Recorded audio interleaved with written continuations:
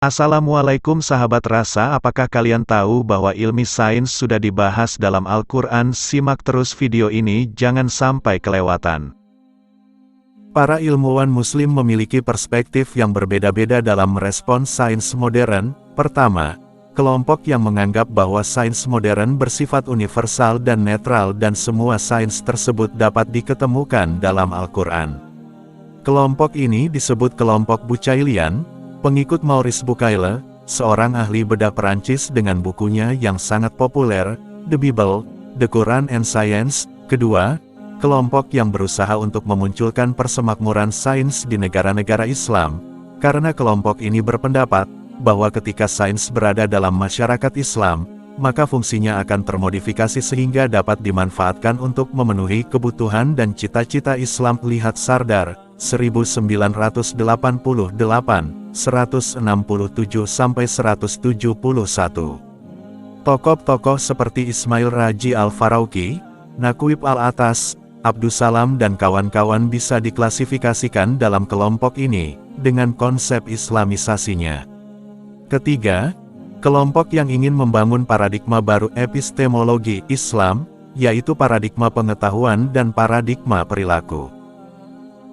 Paradigma pengetahuan memusatkan perhatian pada prinsip, konsep dan nilai utama Islam yang menyangkut pencarian bidang tertentu, dan paradigma perilaku menentukan batasan-batasan etika di mana para ilmuwan dapat dengan bebas bekerja. Sardar, 1988-102. Paradigma ini berangkat dari Al-Quran, bukan berakhir dengan Al-Quran sebagaimana yang diterapkan oleh Bucailisme. Lihat Sardar, 169. Kelompok ini diwakili oleh Fazl Rahman, Ziauddin Sardar dan kawan-kawan. Upaya pencarian ilmu pengetahuan dalam Islam memang bukan hal baru, melainkan sudah dilakukan oleh ulama-ulama sejak dahulu. Persoalan ini bermula dari perspektif mereka mengenai, apakah Al-Quran merupakan sumber ilmu pengetahuan atau hanya sebagai petunjuk agama saja. Dari sini lantas muncul dua kelompok. Kelompok pertama misalnya seperti yang dikatakan Al-Ghazali, lihat Ihya Ulumuddin, Jilid V, 1. Beliau mengatakan, bahwa seluruh ilmu tercakup dalam karya-karya dan sifat-sifat Allah, dan Al-Quran adalah penjelasan esensi-esensi, sifat-sifat dan perbuatannya. Al-Quran itu laksana lautan yang tak bertepi, dan jika sekiranya lautan itu menjadi tinta untuk menjelaskan kata-kata Tuhanku, niscaya lautan itu akan habis sebelum kata-kata Tuhan itu berakhir. Lihat Al-Ghazali, 11329 H. 9, 32. As-Suyuti memiliki pandangan yang sama dengan mengatakan, bahwa Al-Quran itu mengandung seluruh ilmu-ilmu klasik dan modern. Kitab Allah itu mencakup segala sesuatunya. Tidak ada bagian atau problem dasar suatu ilmu pun yang tidak ditunjukkan di dalam Al-Quran. As-Suyuti, 1979, I. 1. Kelompok kedua, seperti yang diwakili oleh Asy-Syatibi mengatakan, bahwa orang-orang salih zaman dulu, para sahabat tidak berbicara tentang bentuk-bentuk ilmu, padahal mereka lebih memahami Al-Quran. Lihat As-Sahabi, 1987 banding 485, 489, Quraisy Shihab, 1992 banding 41.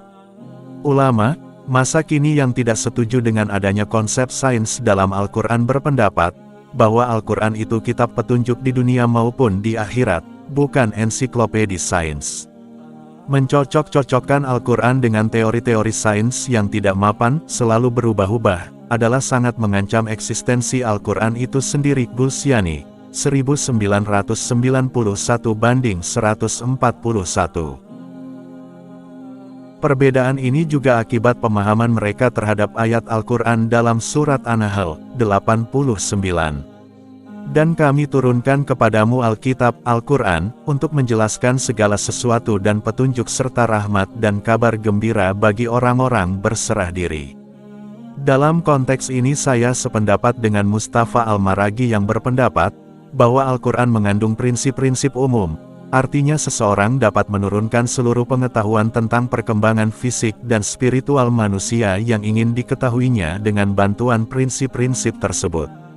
Dan kewajiban ilmuwan adalah menjelaskan rincian-rincian yang diketahui pada masanya kepada masyarakat. Adalah penting menafsirkan makna ayat dalam sorotan sains.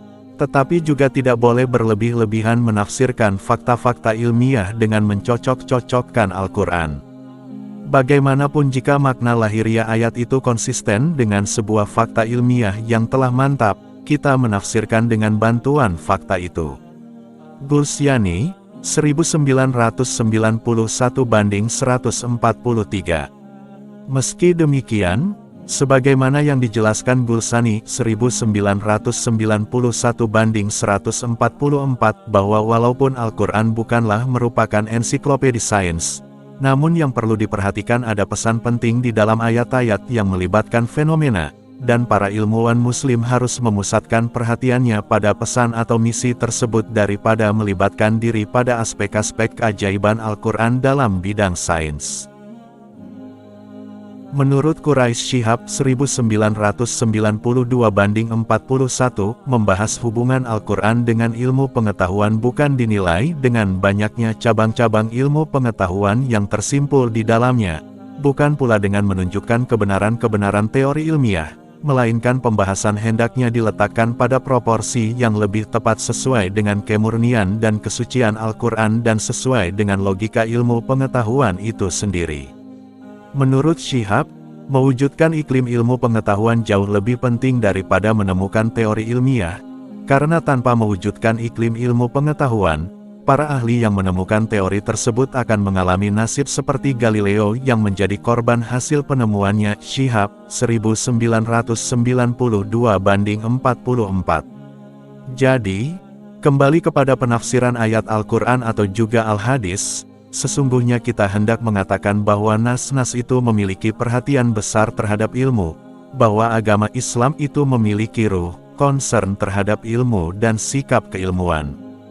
Dan seperti yang disebutkan oleh Kuntowijoyo, 1991-329-331, bahwa kita ini ingin membangun paradigma Al-Quran dalam rangka memahami realitas dengan berusaha semaksimal mungkin untuk menempatkan preposisi-preposisi Al-Quran tetap sebagai unsur konstitutif, yang sangat berpengaruh. Ini yang terpenting. Para ahli mengakui bahwa bangsa Arab pada abad 8-12 tampil ke depan maju karena dua hal. Pertama, karena pengaruh sinar Al-Quran yang memberi semangat terhadap kegiatan keilmuan. Kedua, karena pergumulannya dengan bangsa asing Yunani, sehingga ilmu pengetahuan atau filsafat mereka dapat diserap, serta terjadinya akulturasi budaya antar mereka, bandingkan dengan Galap, 121.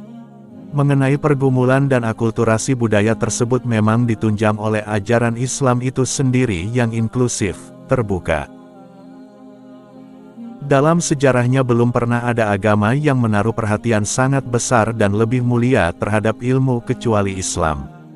Salah satu ciri yang membedakan Islam dengan agama yang lain adalah perhatiannya kepada ilmu dan ilmuwan. Agama Islam selalu menyeru dan mendorong umatnya untuk senantiasa mencari dan menggali ilmu. Oleh karena itu ilmuwan pun mendapatkan perlakuan yang lebih dari Islam, yang berupa kehormatan dan kemuliaan. Al-Quran dan As-Sunnah mengajak kaum muslimin untuk mencari dan mengembangkan ilmu serta menempatkan mereka pada posisi yang luhur. Untuk ini lihat Abdul Halim Mahmud, 1979-61-62. Dalam Al-Quran, kata ilm dan kata jadiannya disebutkan kurang lebih mencapai 800 kali. Al-Qardawi dalam penelitiannya terhadap kitab Al-Mujam Al-Mufahras li Al-Fas Al-Quran Al-Karim lihat Fuad Abdul Baqi, Tet 469-481 melaporkan, bahwa kata ilmu dalam Al-Quran baik dalam bentuknya yang definitif, marifat maupun indefinitif, nakirah terdapat 80 kali, sedangkan kata yang berkait dengan itu seperti kata alama, mengajarkan, ya'lamun, mereka mengetahui, alim, sangat tahu, dan seterusnya, disebutkan beratus-ratus kali. Kata akal tidak terdapat dalam bentuk nomina. Kata benda masdar tetapi yang ada adalah kata al-albab sebanyak 16 kali. Dan kata al-nuha sebanyak 2 kali. Adapun kata yang berasal dari kata ak itu sendiri berjumlah 49. Kata fik paham muncul sebanyak 2 kali. Kata hikmah ilmu, filsafat 20 kali. Dan kata burhan argumentasi sebanyak 20 kali. Belum termasuk kata-kata yang berkaitan dengan ilm atau fikir seperti kata unzur perhatikan, amatilah, lihatlah, yanzurun mereka memperhatikan, mereka mengamati dan seterusnya. Al-Qardawi 1986 1-2. Selain itu, jika kita telah kitab-kitab hadis, semuanya penuh dengan kata-kata ilm tersebut. Dalam kitab Al-Jami Al-Sahih karya Al-Bukhari kita dapati 102 hadis. Dalam Sahih Muslim dan yang lain seperti Al-Muwatta, Sunan Al-Tirmizi, Sunan Abu Daud, Al-Nasai, Ibn Majah terdapat pula bab ilmu. Belum lagi kitab-kitab yang lain, misalnya Al-Fathurabani yang memuat sebanyak 81 hadis tentang ilmu, Majma' As-Zawaid memuat 84 halaman, Al-Mustadrak karya An-Naisaburi memuat 44 halaman, Al-Targhib wa Al-Tarhib karya Al-Wunziri memuat 130 hadis sedangkan kitab Jam' Al-Fawaid min Jami Al-Usyul wa Majma' Al-Zawaid karya Sulaiman memuat 154 hadis tentang ilmu tersebut. Al-Qardawi 1986, lihat juga Weinsing, Al-Mujam Al-Mufahras li Al-Fas Al-Hadith Al-Nabawi, Leiden, 1962, 312-339. Beberapa ayat pertama yang diwahyukan Muhammad S.A.W. menandaskan pentingnya membaca, menulis dan belajar mengajar. Allah menyeru, bacalah dengan menyebut nama Tuhanmu yang menciptakan. Dia telah menciptakan manusia dari segumpal darah. Bacalah dan Tuhanmulah yang paling pemurah, yang mengajar manusia dengan perantaraan kolam. Dia mengajarkan kepada manusia apa yang tidak diketahuinya. Qs. Al-Alaq 1-5. Sebagaimana yang dituturkan oleh Tantawi Jauhari 1350H 217 bahwa bertambahnya kemuliaan itu adalah karena ilmu, dan Allah adalah zat yang menyebarkan dan mengajarkan ilmu itu dengan pena. Tidakkah menakjubkan bahwa Nabi adalah seorang ummi, sementara surat pertama kali yang diturunkan menyangkut masalah pengajaran dan pena? Dan bagaimana kemudian Nabi itu memelihara ilmu dengan menyuruh kepada para sahabat untuk mencatat dan menyebarluaskan kepada yang lain? Bukankah perkembangan ilmu pengetahuan begitu meluas setelah keutusan Nabi? Sebagian ahli tafsir berpendapat, Ar-Razi misalnya, bahwa yang dimaksud dengan Iqra dalam ayat pertama itu berarti belajar, dan Iqra yang kedua berarti mengajar.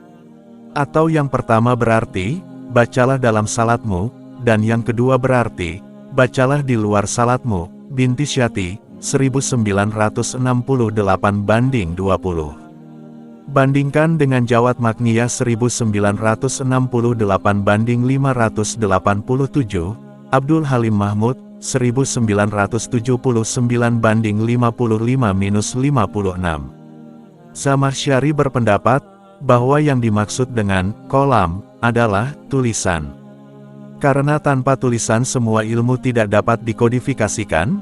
Seandainya tidak ada tulisan maka tidaklah tegak persoalan agama dan dunia. Mahmud 1979-23. Lihat juga Abu Hayyan, Tat. 492. Dan tentang penciptaan alam, Al-Quran menjelaskan bahwa malaikat pun diperintahkan untuk sujud kepada Adam setelah Adam diajarkan nama-nama. Dan dia mengajarkan kepada Adam nama-nama benda seluruhnya. Kemudian mengemukakannya kepada malaikat dan berfirman, sebutkanlah kepadaku nama-nama benda itu, jika kamu memang orang-orang yang benar.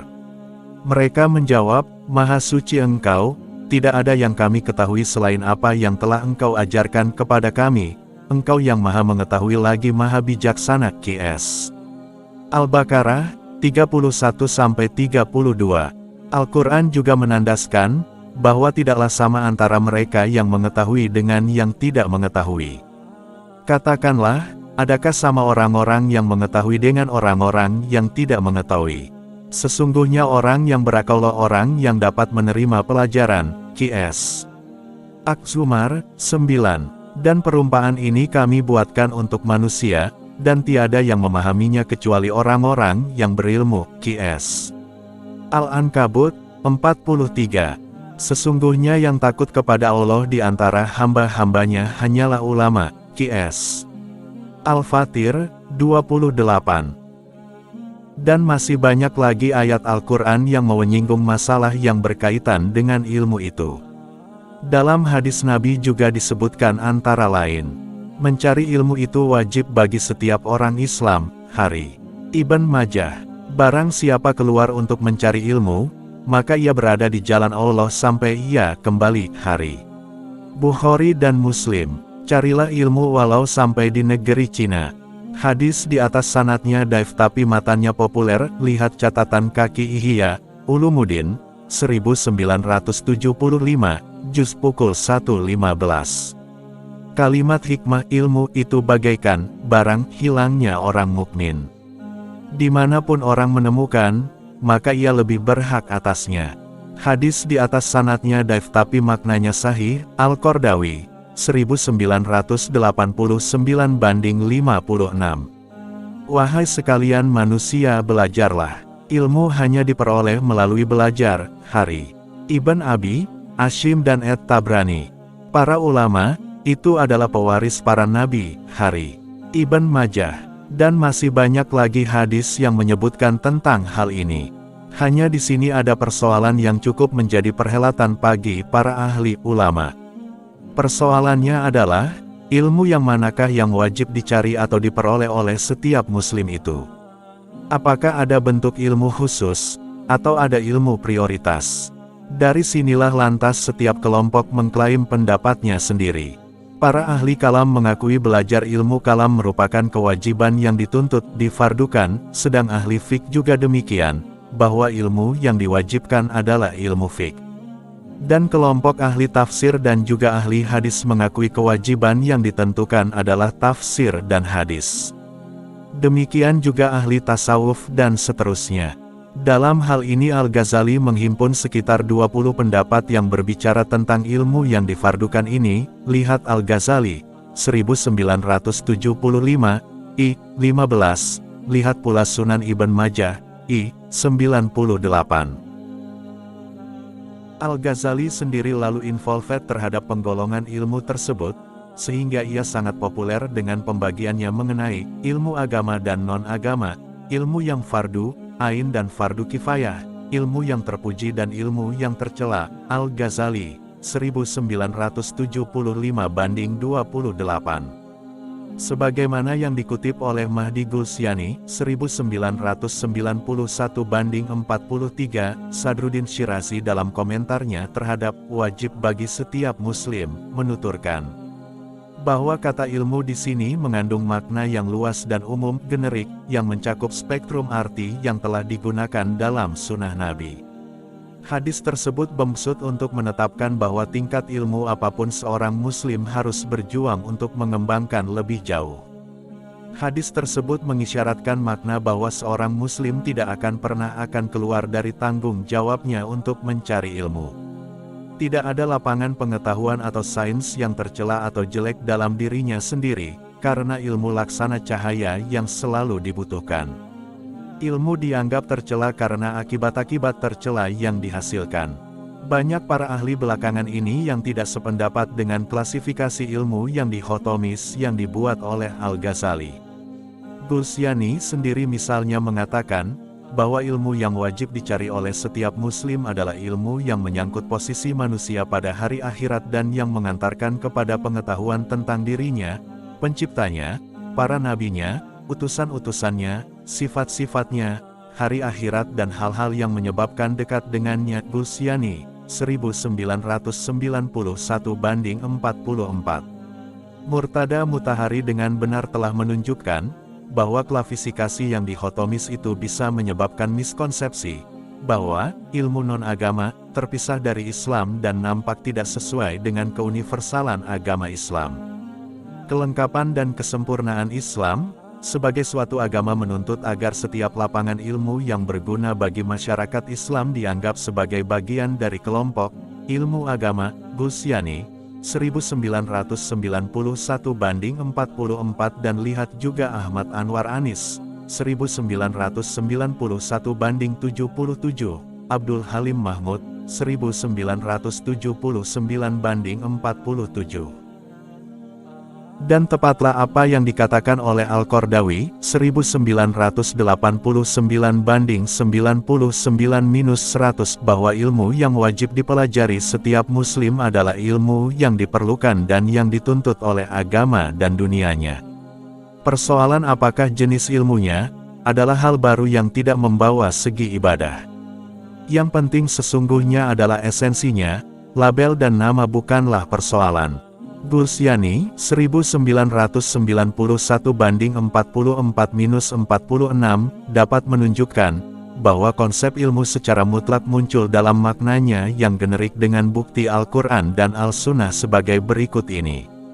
Katakanlah, adakah sama orang-orang yang mengetahui dengan orang-orang yang tidak mengetahui?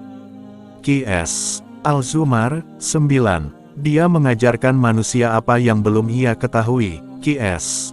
Al-Alaq, 5. Dan dia mengajarkan kepada Adam seluruh nama-nama, kemudian mengemukakannya kepada malaikat dan berfirman, sebutkanlah kepadaku nama-nama benda itu jika kamu memang orang yang benar. Qs. Al-Baqarah, 31. Lihat juga misalnya surat Yusuf, 76, Al-Nahl, 70 dan hadis Nabi. Barang siapa yang pergi untuk mencari ilmu maka Allah memudahkan baginya jalan ke surga. Orang yang paling berharga adalah orang yang paling banyak ilmunya. Nabi Sulaiman memandang bahwa pengetahuan bahasa burung, binatang, sebagai rahmat atau kemurahan Allah. Lihat Qs Al-Naml, 15-16. Dan sangat jelas bahwa Cina pada saat itu bukan pusatnya studi ilmu agama Islam, akan tetapi lebih terkenal dengan industrinya. Dalam Islam, batasan untuk mencari ilmu adalah bahwa orang-orang Islam harus menuntut ilmu yang berguna dan melarang mencari ilmu yang bahayanya lebih besar daripada manfaatnya, ilmu sihir, forecast dan sebagainya. Sebagaimana sabda Nabi, sebaik-baik ilmu adalah ilmu yang bermanfaat. Busyani, 1991 banding 44, dan bandingkan dengan Al-Qardawi, 1989, 31-32. Bagi penulis sendiri memang persoalannya bukan ilmu agama dan non-agama, tetapi lebih kepada kepentingan, untuk apa ilmu tersebut, karena ilmu sebagai instrumen, bukan tujuan. Dan apalagi jika kita sepakat, pada dasarnya sumber ilmu itu dari Allah. Jadi terminologi, ilmu agama, dan ilmu umum, non-agama, itu peristilahan sehari-hari dalam pengertian sempit saja.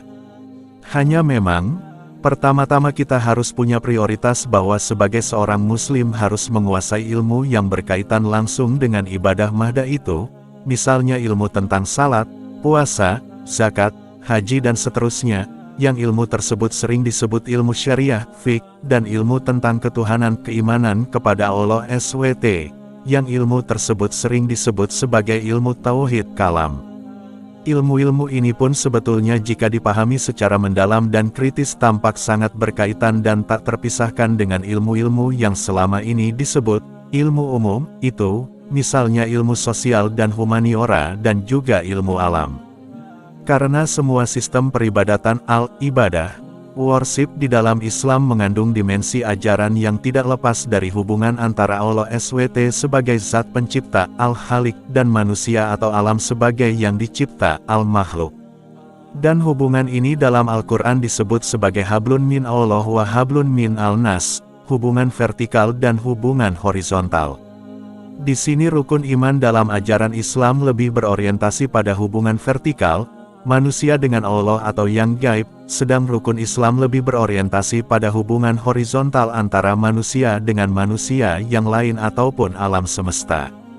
Tetapi keduanya, iman dan Islam, tak dapat dipisahkan tak ubahnya seperti hubungan ilmu dan amal.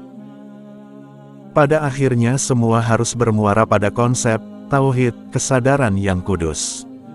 Oleh sebab itu Al-Ghazali juga benar ketika mengatakan, bahwa ilmu muamalah karena ia juga membagi ilmu yang mukasyafah. Yang pertama diwajibkan bagi orang mukalaf adalah ilmu tauhid, yaitu belajar 2 kalimat syahadat meskipun dengan taklid.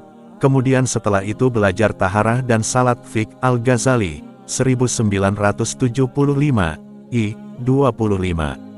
Pemikir Islam abad 20 khususnya setelah Seminar Internasional Pendidikan Islam di Makkah pada tahun 1977, mengklasifikasikan ilmu dalam 2 kategori. Ilmu abadi, perennial knowledge, yang berdasarkan wahyu ilahi yang tertera dalam Al-Quran dan Al-Hadis serta segala yang dapat diambil dari keduanya. Ilmu yang dicari, inquired knowledge, termasuk sains kealaman dan terapannya, teknologi, yang dapat berkembang secara kualitatif. Quraish Shihab, 1992, 62-63. Al-Quran dan kaum intelektual, sebagaimana yang ditegaskan oleh Allah sendiri, bahwa Al-Quran diantara fungsinya adalah sebagai hidayah, peringatan, sifat, dan rahmat. Fungsi Al-Quran sebagai hidayah itu dijelaskan diantaranya dalam surat Al-Baqarah 2 dan 185. Fungsi Al-Quran sebagai peringatan dijelaskan dalam surat Al-Furqan 1, 87, Ta'wir, 27 dan fungsi Al-Quran sebagai obat sakit jiwa, psikosis, neurosis dan rahmat dijelaskan dalam surat Al-Isra, 82. Pertanyaannya kemudian, kapan Al-Quran menjadi hidayah dan sifat bagi manusia? Al-Quran dapat berfungsi sebagai hidayah bagi manusia setidaknya dengan 3 syarat. Pertama, selagi Al-Quran itu dibaca.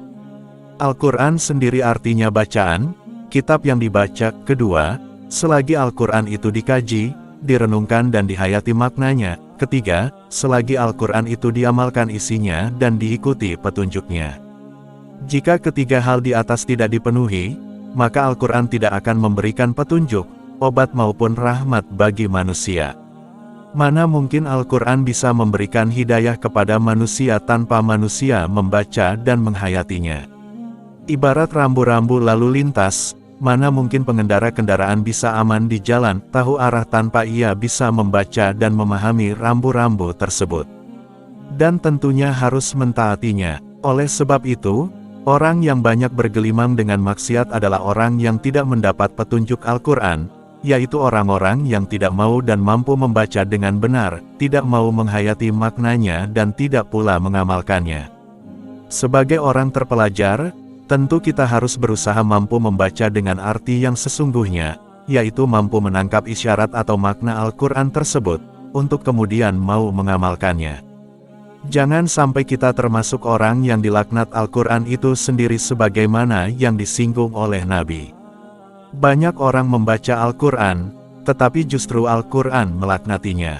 Kenapa? Karena mereka tidak menjadikan Al-Quran sebagai pegangan hidupnya, tidak menjadikan Al-Quran sebagai akhlaknya. Oleh sebab itu orang yang terdidik intelektual amat potensial untuk mendekatkan diri, takwa kepada Allah, sebab ia mau membaca dan mengkaji maknanya, dan lebih dari itu adalah mengamalkannya. Inilah manusia ulul al-ilmi, al-zikri dan ulul albab. Al-Quran adalah petunjuk bagi manusia, baik yang menyangkut informasi ilmu pengetahuan maupun yang terkait dengan norma-norma hukum dan akhlak. Terkait dengan informasi ilmu pengetahuan, tidak sedikit dari para akademisi, baik akademisi timur maupun barat yang mengakui akan kemukjizatan Al-Quran. Dan tidak sedikit dari kalangan mereka yang kemudian tunduk, khudu, wal inqiyad, alias menjadi muslim. Bahkan yang tidak muslim pun bisa mendapatkan informasi ilmiah dari Al-Quran, sebagaimana yang dialami oleh para orientalis itu. Jika para orientalis yang tidak beriman dengan Al-Quran mereka mau mempelajari secara serius untuk memperoleh informasi ilmiah, kenapa kita tidak? Kenapa selama ini kita banyak mengetahui informasi ilmiah justru lewat orang barat yang sekuler, bukan dari Al-Quran yang milik kita sendiri yang nyata-nyata di dekat kita, di telinga kita? Suatu contoh, kita tahu bahwa matahari berputar pada porosnya, bahwa asal-muasal alam ini air, adalah dari ilmuwan barat dan filosof Yunani, Thales.